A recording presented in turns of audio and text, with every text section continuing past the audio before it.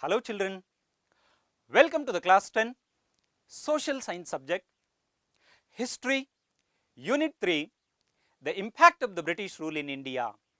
In the previous class we studied about the module number 1.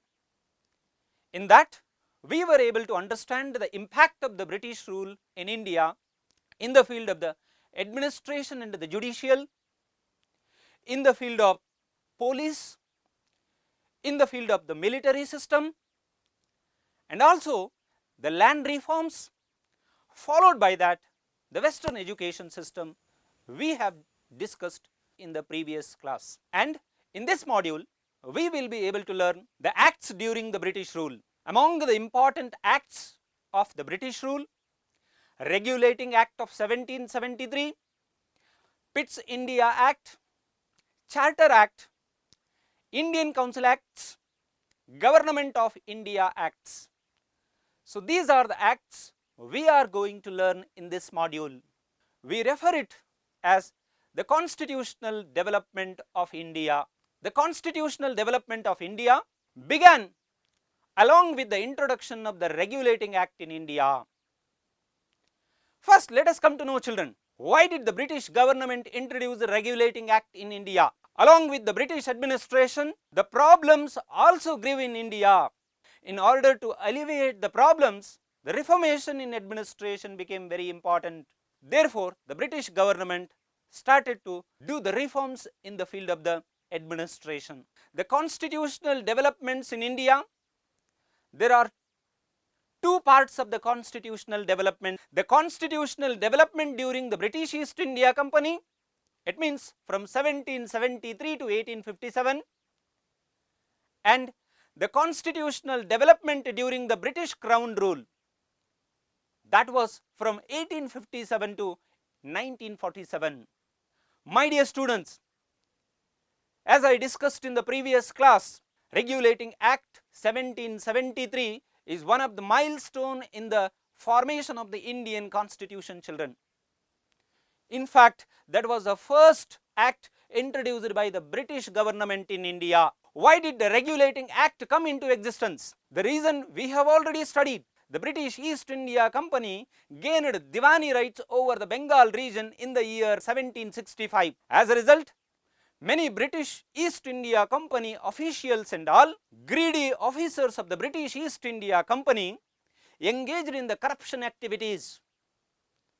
Such kind of the corruption led the British East India Company into the crisis. A British parliamentarian, Edmund Burke, a member of the British Parliament, criticized the corruption in the East India Company. He termed the tax payment received by the British government from the East India Company as a criminal tax, because in that the British East India Company engaged in the corruption activities. So therefore, for the first time, the British government introduced the Regulating Act in the year 1773. What was the main aim of the Regulating Act? To control the corruption in India. Regulating Act of 1773, it also had some provisions, children. The important features of the Regulating Act, what were those? Here are some important features. The first one, before the implementation of the Act, there were 3 presidencies under the British rule. The 3 presidencies are the Bengal, Madras and Bombay presidencies. All these 3 presidencies were independent in the administration units. Under the Regulating Act, Bengal presidency gained control over the other 2 presidencies of India. Followed by that, the second important provision of the Regulating Act, the Governor General of Bengal became the Governor General of all the 3 presidencies. The Governor General of the Bengal also became the Governor General of the Madras and the Governor General of the Bombay. And the third one, the Governor General was authorized to direct, exercise control and supervise over other 2 presidencies of India. The another most important feature of the Regulating Act, children, the Supreme Court of India, the Supreme Court of Judicature was introduced for the first time in Calcutta according to the Regulating Act. In this Supreme Court, there was 1 Chief Justice and 3 ordinary judges were there. Dear children, you can see the Supreme Court of India, which was started according to the Rowlatt Act for the first time in Calcutta. Today, it is the High Court of Calcutta. Followed by the Regulating Act, let us study about one more important constitutional development, and that is none other than Pitt's India Act 1784. Dear students, why do they call Pitt's India Act? There is a reason. Because the act was introduced by then Prime Minister of the Britain, none other than Sir William Pitt. You can see in the image. Under the leadership of Sir William Pitt, the act was introduced to India in the year 1784. Therefore, it was called Pitt's India Act. Why did the Pitt's India Act come into existence? Because to remove the inconsistencies of the Regulating Act, there were some disadvantages in the Regulating Act, children. There were some mistakes in the Regulating Act. To remove the inconsistencies of the Regulating Act and to make certain changes to the British East India Company administration in India, the Pitt's India Act was brought into force in the year 1784. The government of England restricted the powers of the East India Company through this act. There are some important features in the Pitt's India Act. The main provisions of the Pitt's India Act. A new institution named Board of Controllers consisting 6 commissioners was started here, which was named here Board of Controllers. The Board of Controllers replaced the Board of Directors. This board had powers to direct and control the issues related to the land taxes, military and civil issues. The act also provided here the Board of Control came into existence in the place of Board of Directors. This act also declared that the Indians have attained their paramount power in the name of the British Empire only, but not their own. The meaning of this sentence here, children, according to this act, the Indians have attained the supreme power only in the name of the British Empire, but not in their own. Followed by the Pitt's India Act, we have the Charter Acts, children. What were the main aims of the Charter Acts? The aim of introducing the Charter Acts in India, it was to renew the licenses of the British East India Company time to time. When it comes to the Charter Acts in India, Charter Acts, there are different types of the Charter Acts. The Charter Act of 1793, the Charter Act of 1813, the Charter Act of 1833, the Charter Act of 1853.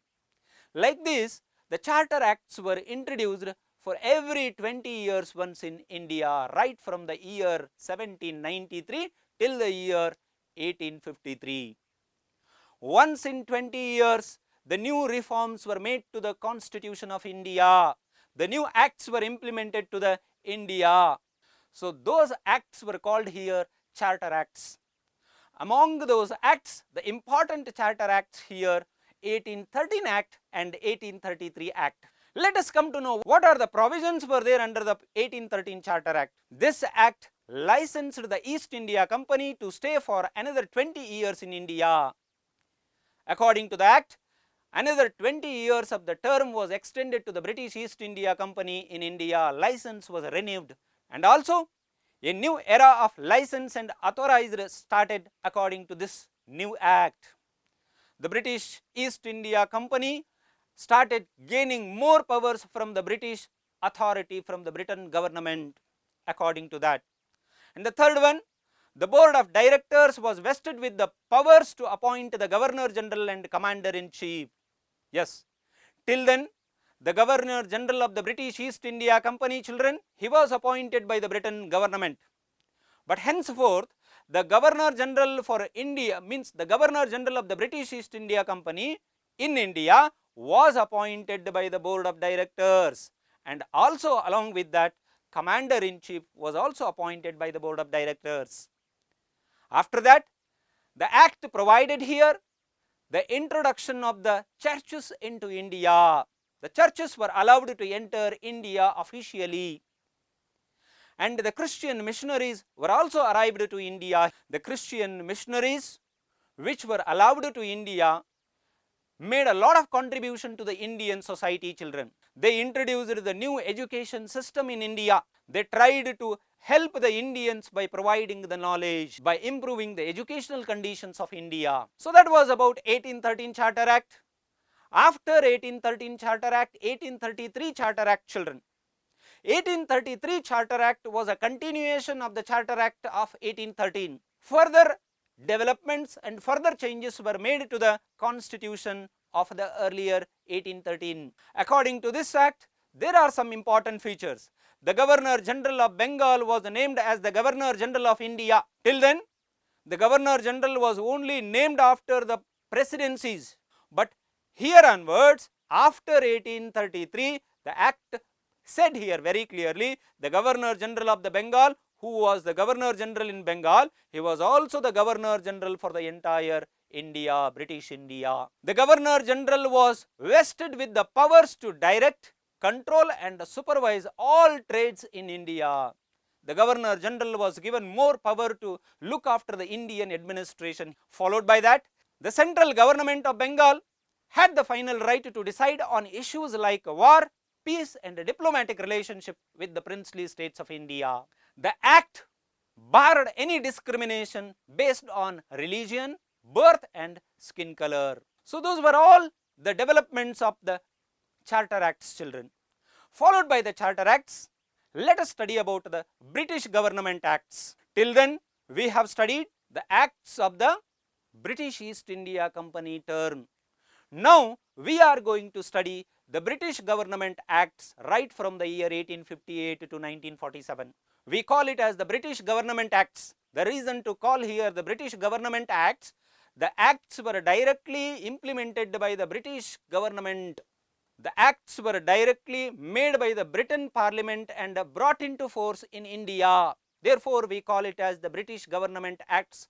In that, let us study about the first act here, the Government of India Act 1858. Dear students, this act was also called as the Queen Victoria Proclamation.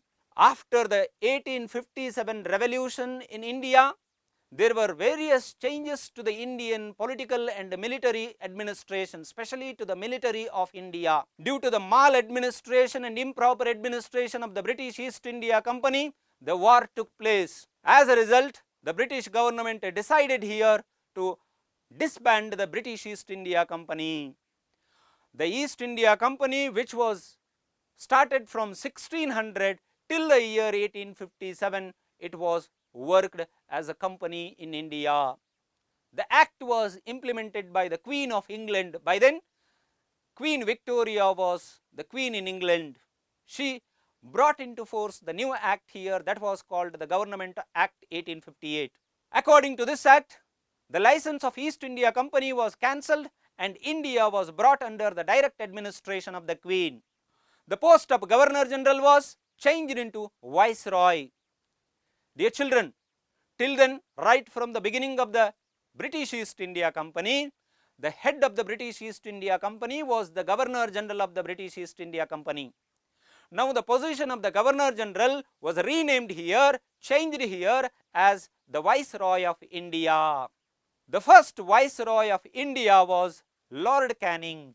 A new post was created to the India. Secretary of State for India was created by the British government. According to the act, a Council of India was also created in order to assist the Secretary in the administration. The Council had 15 members. Followed by the Queen Victoria Proclamation Act of 1858, now we have the Indian Council Act of 1861. The Indian Council Acts, or else we also call the Government of India Acts. The Indian Council Act of 1861, according to this, the Indians were allowed to participate in the process of creating laws. For the first time in the history of the British rule in India, the British government involved the Indians into the making of law procedure. And therefore, this law is also referred as the policy of assertion in India. The important provisions of this act, Indians were nominated to the Council of Viceroy as non-official members. Viceroy was authorized to proclaim ordinances in case of emergencies. If there are any emergencies, the Viceroy of India was allowed to introduce an ordinance here. What was an ordinance? Ordinance means it was a temporary law introduced by the Viceroy. Followed by this, we have Indian Council Act of 1892. Indian Council Act of 1892, it has some important features again. The provisions of Indian Council Act of 1892. The number of additional members in the regional and central legislative bodies were created. The Legislative Council's authority was increased further by allowing discussion on various budget-related issues. And the third provision of the Act, provision was made to question the government on public issues by serving 6 days notice in advance. According to this Act, a provision was given here to question the government, the public issues and all, by serving a letter or a notice in advance. After this, we have one more important act here, children. That's called the Indian Council's Act of 1909. The act was very popularly called Minto-Morley Reforms. Lord Minto, then Viceroy of India, and Morley, Secretary of State for India, joining together brought new constitutional reforms to India in the year 1909. That is called the Government of India Act 1909, or sometimes we call it Indian Council's Act of 1909, or else we also call Minto-Morley Reforms of 1909. Under this act, the total number of central legislature members were increased to 60 to 16. First, in the central legislature, the number of members were, the strength was, it was only 16. But according to this act, it was increased to 60. Followed by that, the number of regional council members was also increased here. In the regional council also, the less members were there, they were also increased here. And the third one, representation of the regional council was allowed through the election for the first time. The great development in this time, children. Regional council was represented through the election for the first time according to the Act of 1909. And also, in order to provide separate representation for Muslims, separate electoral college was created. For the Muslims, for the first time, the separate electoral college was created. It means the separate electorates were reserved for the Muslims for the first time in the electioneering process of India. The Government of India Act 1919. Dear students, this act is very popularly known as Montague-Chelmsford Reforms. Here, Montague, Secretary of State for India, Chelmsford, the Viceroy of India. Both of them brought the several reforms under this act. They wanted to introduce the self-rule concepts under this act in India. Self-governing institutions' importance was given under the Government Act of 1919. Various provisions are laid down in this act. The act formulated bicameral legislative body. Dear students, today we learn about the Indian democracy system. We learn specially about the parliamentary form of the democracy. And the parliamentary form of the democracy has the bicameral legislature, Lok Sabha and the Rajya Sabha. The concept of the Lok Sabha, Rajya Sabha, the upper house and the lower house, it was introduced according to the Government of India Act. Diarchy was allowed at regional governments. Diarchy. The meaning of the word here, di, two, archy, administration. Two types of the administrations were allowed at the regional governments. After that, a High Commissioner was appointed for India to assist the British government. Promised to improve local self-government. The act also promised here to improve the local self-government. Provincial budget was separated from the central budget according to this. Separate electoral college was extended for Muslims, Sikhs, Anglo-Indians and Europeans. Dear students, one point is very important here. According to the 1909, their separate communal electorates were given only for the Muslims. But here, separate communal electorates were granted Muslims along with the Sikhs, along with the Anglo-Indians and the Europeans. Very important point it is. After that, we have one of the important constitutional reform of India, which is also known as the base of the Indian Constitution. Most of the provisions of the Indian Constitution are based on the Government Act of India 1935. Creation of Government of India Act 1935 was based on several measures. In fact, Nehru report, which was submitted in the year 1928, was an instrumental in the implementation of the Government of India Act 1935. The Government of India Act 1935 was fully allowed the Indians to form the responsible government. So therefore, it has been considered wider acceptance in India. Dear students, what are the important provisions of the Government of India Act 1935? Let us come to know here. Under this act, a federal system of India was created here. A federal system of Indian principalities, British governed regions and dominion status was formed here. The India was adopted to the federal system for the first time under the British rule. One side there were Indian principalities, one side there were the British principalities, all together formed a federal system of the country. And also act promised that the India would be given a dominion status in the future. It means the India would be declared as a sovereignty country in the future. The most remarkable development of the 1935 Act. According to this Act, the Reserve Bank of India was established in India, children. You can see the image of the Reserve Bank of India. It was another important provision of the 1935 Government of India Act. Followed by that, diarchy was established at the center. Diarchy, the two types of the administration system was introduced in center. After that, diarchy was cancelled at the regional level and autonomy was granted to the regional governments. The federal court was established under the Act of 1935 Government of India Act. My dear students, all these acts served the interests of the British people in India. Along with that, they were also aspirations of the Indians for the self-governance in the future. All these kind of the acts finally led to the formation of the Constitution of India, children. The today's Indian Constitution has the root right from the year 1773, Regulating Act of the British government. Dear students, in this module, we have studied acts during British rule.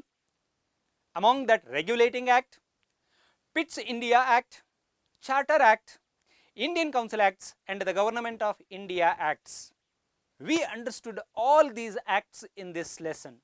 Dear students, we have completed the lesson. Let us go with the exercise questions. The first main, fill in the following blanks with the suitable answers. In that, the first question, Diwani Adalat in civil court was introduced by Diwani Adalat in civil court was introduced by Warren Hastings. Second question, the post of Superintendent of Police was created by Lord Cornwallis. The third, fill in the blank, the permanent Jamindari system was implemented in Bengal and Bihar in the provinces in 1793. Followed by that, the fourth, fill in the blank, the land tax system was implemented by Alexander Reed it is nothing but Raitwari system. The fifth, fill in the blank, the British officer who supported modern education in India is none other than again Warren Hastings. Sixth one, the Regulating Act was implemented in the year 1773. Dear students, let us learn some more questions in detail. Answer the following. The first question here, illustrate the judicial system formulated through East India Company. The judicial system of the British, which was introduced by Warren Hastings, in every district had two types of the court system. One was called a Diwani Adalat, which was called a civil court. The another one was called a Fauzdari Adalat, which was also called as a criminal court. Followed by that, slowly the British East India Company, gradually they introduced various laws to the India and took the India under their laws and administration system. That was about the first question. Second question, children. What are the measures undertaken at the time of British in police? Dear students, we studied already. The police system of India was introduced by Lord Cornwallis. According to the new police system, he divided every district into number of stations, and every station was headed by a kotwal. Who was kotwal? A chief police officer in a district. Followed by that, every village was headed by a chowkidar, a person, one who looked after the village. The entire district was headed by the police officer, none other than SP, superintendent of police system in a district. So these are important measures taken in the police system of India. After that, we have third question here, the permanent zamindari system. The Indian farmers were born in debt, lived in debt, and died in debt. How? Prove it. According to the permanent zamindari system, in this system, the farmers lost their ownership of lands. Jamindar collected excess taxes from the farmers. Farmers have to work under jamindars there, and the farmers were exploited. They had suffered like anything. Because of that, it was said the Indian farmers were born in debt, lived in debt, and died in debt. Next question, what were the main aspects of Raitwari system? The main aspects of Raitwari system, children, the tiller of the land was recognized as the owner of the land. One who was tilling the land, he was recognized as the owner of the land there. The owner had to pay 50% of the produce of the tax every year to the British government. In this system, there were no arbitrators. It was directly linked between the farmers and the British East India Company. The land tax had 30 years of the tenure under the Raitwari system. The British officials took punitive actions to collect the land taxes. Very strong actions were taken to collect the land taxes. Followed by this, we have the fifth question here. What were the effects of British land taxes? The effects of the British land taxes, number of effects are there, children.